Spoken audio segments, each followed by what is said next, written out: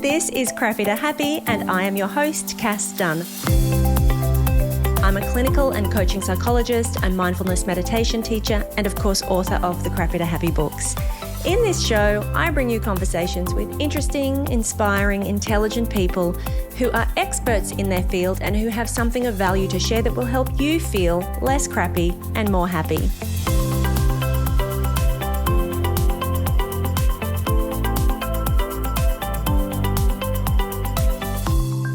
Hello and welcome back to Crappy to Happy. I have just spent the last 2 days at the podcast show in London, which is, I think, the only big international podcasting event, industry event worldwide. It was on last year and I had FOMO because I didn't go. And then I found out all these cool people were there. And so this year I absolutely wasn't going to miss it. So I went along and it was really great. And I caught up with some lovely Aussies while I was there. Also some people that I connect with through the podcast, Riverside and the services that I use. It was a whole lot of fun and really inspiring. And it made me realize, in fact, that this was exactly what I needed because I had been feeling quite uninspired. Obviously, I've been really busy. There's a lot going on, blah, blah, we're all busy. And I have been not consistent in publishing podcast episodes, partly because of aforementioned busyness, but also because I've been doing this for 9 years now, and it can get to a point in anything that you do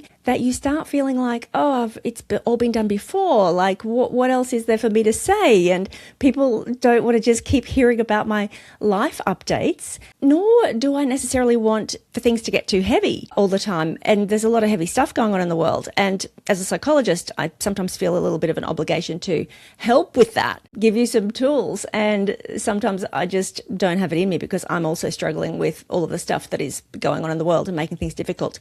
But I went to the podcast show and it really got me to thinking about what we can do when we feel uninspired. When you do start to feel like you're in a bit of a rut, you lose motivation, you start, not that I've ever lost interest in the podcast, but you know that feeling when you're just like, I don't know what I've got in me. The creative juices aren't flowing. I'm not really feeling energized like I want to get out there and produce something or deliver something or make something. And I think that can be especially true for people, or can be the case for people if you've been, like me, doing something for a really long time, or like me, if you work for yourself, if you work from home, most of the time it's just me and my laptop. Obviously, I talk to my clients, which I love. It's the highlight of my week, to be honest, with my group call, with my Beyond Confident group. And I love my work and I love the people that I work with. But outside of that, it's pretty much just me in a room. There aren't people here for me to bounce ideas off. There aren't other creatives in an office with me where we're all working on a project together. It really is just me. And if you work for yourself on your own, and if you work from home a lot, you will get that as well. And maybe even if you work for a company, but you're working from home a lot and you're not having that in-office interaction so much. Of course, we all have our online methods of communication, but it's sometimes not the same as being in a room and having the energy of other people around you. So I thought, usually if I'm feeling something or if I find something helpful, there's going to be somebody out there who finds this useful as well, or who can relate exactly to what I'm talking about. So therefore, I want to talk to you today about what can you do if you are feeling uninspired, if you're feeling like you're in a bit of a rut and the creative juices aren't flowing and looking to reinvigorate yourself. So let's get straight into that. So I guess the obvious first one is to get out of your house, go and interact with other people, especially if you work on your own. I think it can't be emphasized enough the importance of going out and interacting with other people, especially people who do a similar thing to what you do. So you might find that in Facebook groups online, just generally there might be groups where you can interact with other business owners, other people in your industry, and you can share and you can get ideas. And I think that they're great. I also think that there's nothing like getting out and being with people and just being with the energy of people. So if at all possible, then getting to some kind of meetup or event or anything that might be happening where you can just go and interact with other people, talk to people. It really is so important. We are social beings. No matter how introverted you are, We fundamentally are social beings, and we really need some sort of human connection, and we need to feel less alone in what we do. But from a creative standpoint, and from just an interest and enthusiasm and motivation and getting different ideas, considering things from different perspectives, we have to get out of our own bubble, our own little narrow focus on the world, and talk to other people and just hear what's going on for other people in their life and in their work and what they're dealing with and what they're noticing and how they're feeling. So it's a really obvious one, but I think when we're busy and working and we've got a lot of stuff to do, it can be really easy to dismiss those things or say no to things or tell ourselves we don't have the time to do that. I could have very easily this week said, I've got too much to do. I can't afford to go across town and attend this thing, especially not for 2 days. And I could have said that, I was just going to go for one day or for half a day, but I made myself go for both days. And I'm really glad that I did. When you do that, you do tend to come back feeling just a different level of energy and enthusiasm for what you do. And I would follow on from that and say, just getting out of your house, full stop, just getting out and interacting with other people. If you tend to be a person who not only works from home, you're at home with your family and you've got a small circle, getting out, for me, especially living in London, it is so important for me to even get out of Richmond, where I live, to get on a train and to go into London and to just be in the city or go to a show or an event, or even if not an event, get out and remind myself that I am part of the world and just be out amongst it and amongst people. Since we all started working from home a lot or working these hybrid jobs, even if you work for a company, the remote working change that has happened, which is so convenient. No matter what you do, there is so much to be said for not having the commute, getting up and getting ready, and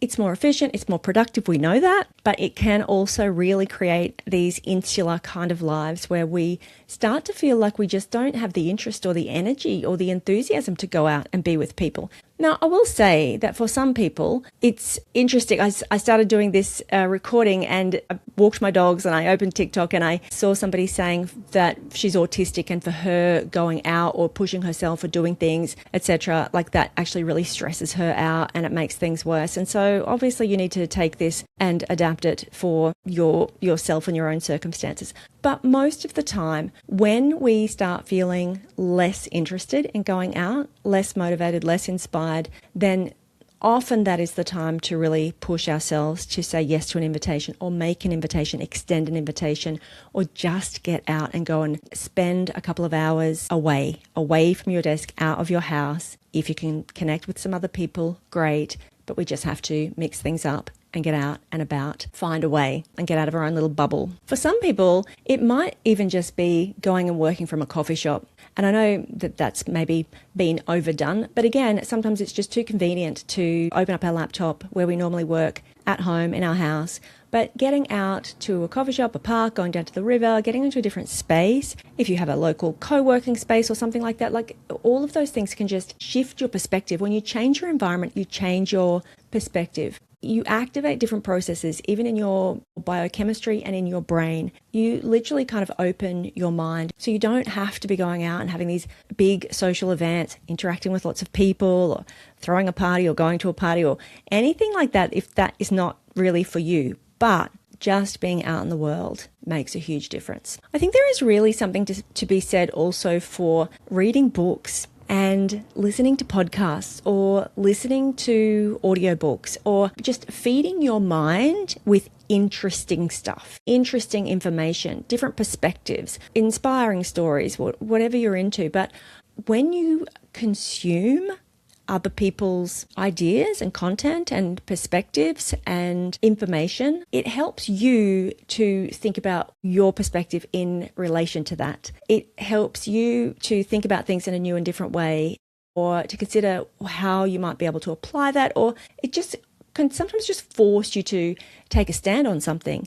It's not necessarily to always like listen to something and agree with everything that somebody says, like they're the guru, like there's no experts out there, but it helps you to open your mind to consider what might be possible that you might not have considered before. Ideas, interesting things. And I would say listen to or immerse yourself in perspectives that sometimes that are outside your field, whatever you do for work. Like sometimes it's better to go to somebody or something that is completely new to you, completely outside of what you know. Because as you know, when you are considering ideas and information and it is in your field or it is something that you know, our brains are very quick to shut down and decide, I already know this. That's just what our brains do, which is why, and I've done a podcast on this before, it is so useful and necessary to go back to being a beginner. But I'm not talking about that now. I'm just talking about if you're an accountant, like hearing the perspective of an artist or a musician or a athlete or something completely counter. Like if you're in an intellectual profession, being exposed to the way the mind works or the ideas of somebody whose mind works completely differently and whose expertise is completely different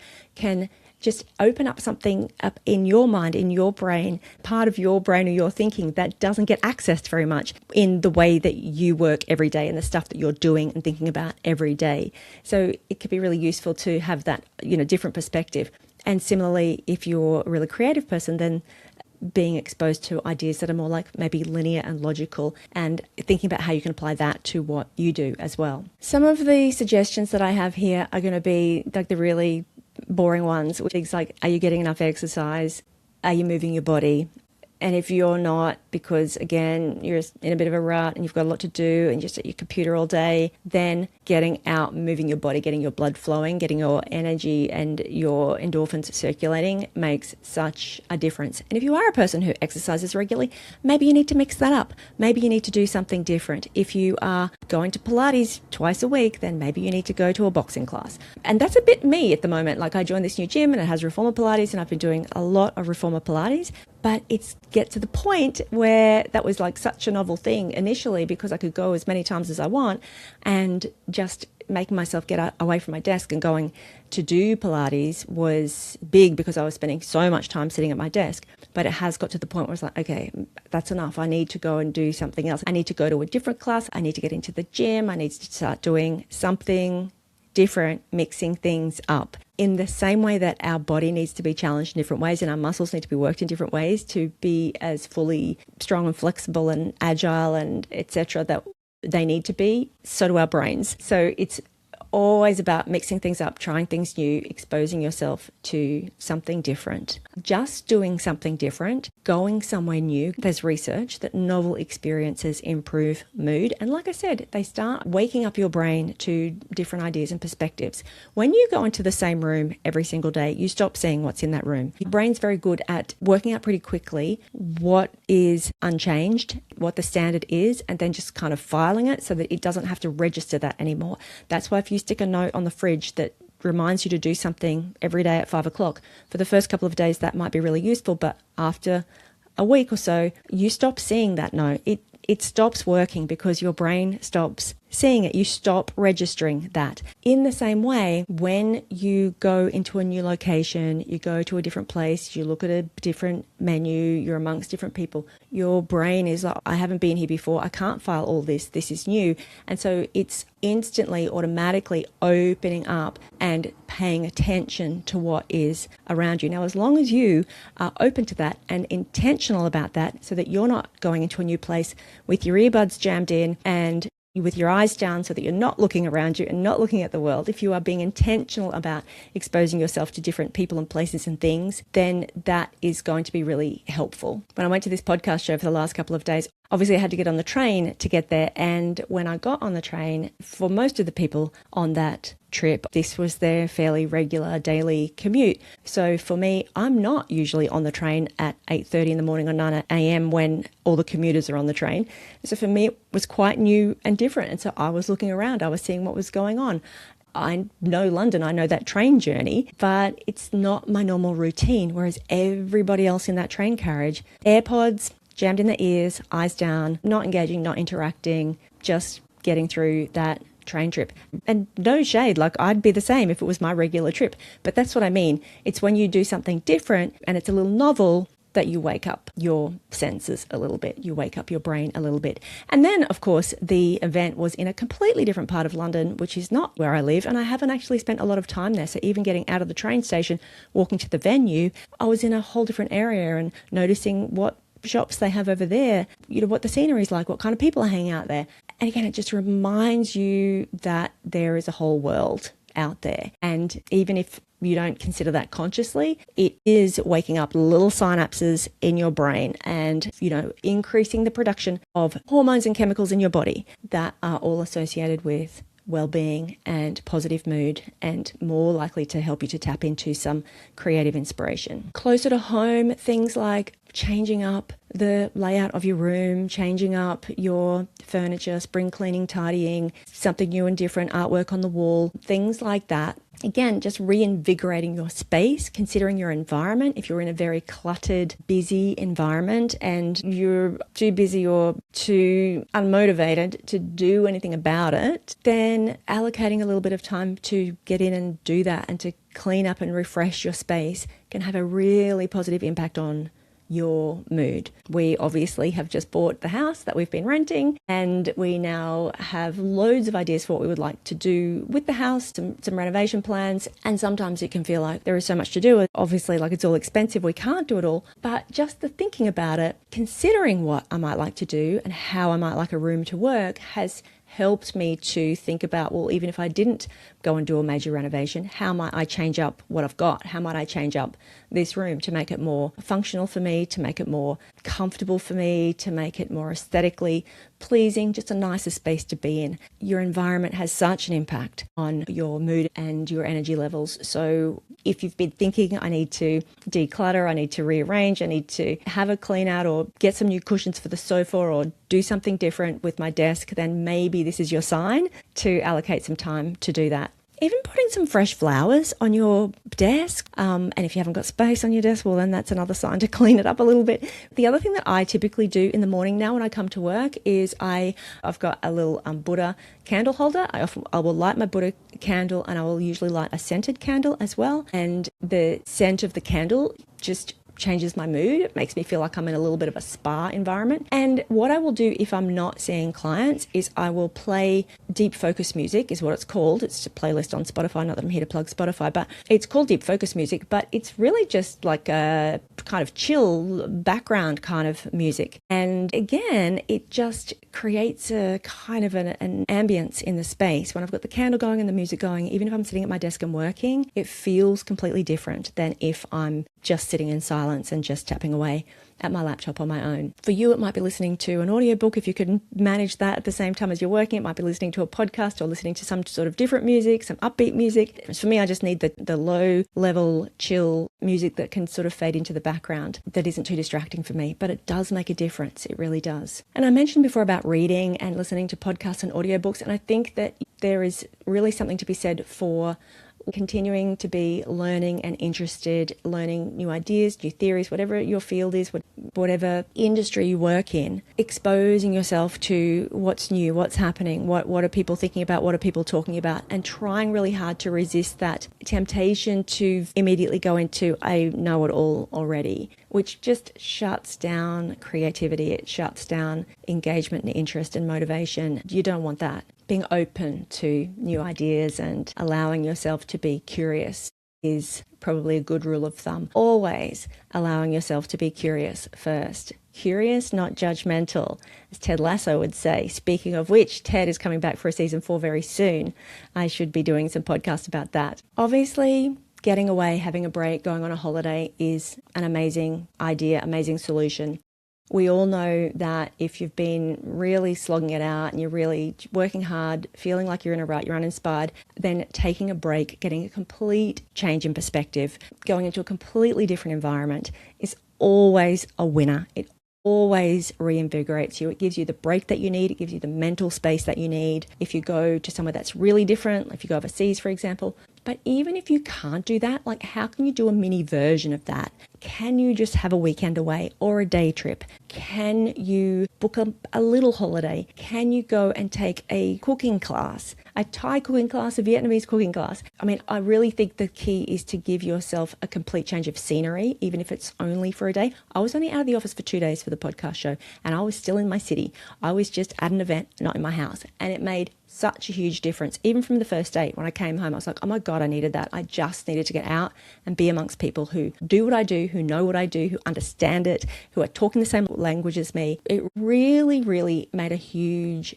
difference for me. So you don't have to be out and away and doing stuff for a long time. It doesn't have to be a massive big trip, but having that time away from the day to day, what you do day to day, and giving yourself some space and some distance mentally, physically, allowing yourself the time to unhook for a bit so that you come back with fresh energy. Kind of reminds me of when I get stuck on Wordle in the morning. When I get stuck on Wordle and I'm staring at it and there absolutely is not a word, and I'm convinced that there is absolutely not a word in the English language that would fit the clues that I've got, and then I put it down, I go away, 6 hours later, I remember that I haven't finished it, and I open it up and it just comes to me immediately. It's like your brain needs to switch off. It needs to have a complete break from whatever it is that it is focused on, and it comes back fresh. And in the meantime, all of that stuff that you have had in your brain percolates away in the background. You know, neurons connect, ideas form, and solutions arrive and ideas arrive. But ideas need space. They need space to generate and to emerge on their own. And they often don't have that space when you are focused in and fixated on just what is right in front of you. Our brains are designed to focus on a problem. And if your problem is, I've got a lot to do, I've got a lot of work to do, and so you are just in the thick of it, head down, working away at it, your brain's just focused on solving the problem which it perceives as getting through this work. There's never end to the work. There's always more work. It's never done. And that doesn't allow any space at all. When you step back and get out of your house, get out amongst other people, give yourself some time and some space, different environment, exposed to different ideas, consuming different information. It doesn't have to be huge. Your brain opens up. You suddenly open out to the world instead of being narrowed in on just what's right in front of you, what's right and immediately under your nose. And you open up, literally. Your ear hears different sounds. Your eyes see different colors. You see more of your peripheral vision. Everything about your physiology changes. You literally see the world in a bigger, different way. Not to mention, of course, all of the energy that comes back into your body when you allow yourself that break. I hope that is helpful. If you've got your own ideas, please let me know. Send me a message. Obviously, I'm Cass at crappytohappypod.com. You can comment on Spotify, and I will share your ideas if you've got any others. Obviously, always open to hearing what you want me to talk about on the pod as well. If there's something that you're dealing with, send me a note. Being inspired, having just come back from the podcast show, I'm thinking maybe we could have live callers on. Maybe we could get you here in the studio with me and we could have the conversation in real time instead of you just sending in your questions. Maybe we could do it on the spot. So many ideas, because that's what happens when you get out of the office for a couple of days. I will be back next week. Until then, go get inspired. I cannot wait to catch you next week for another fabulous episode of Crappy to Happy.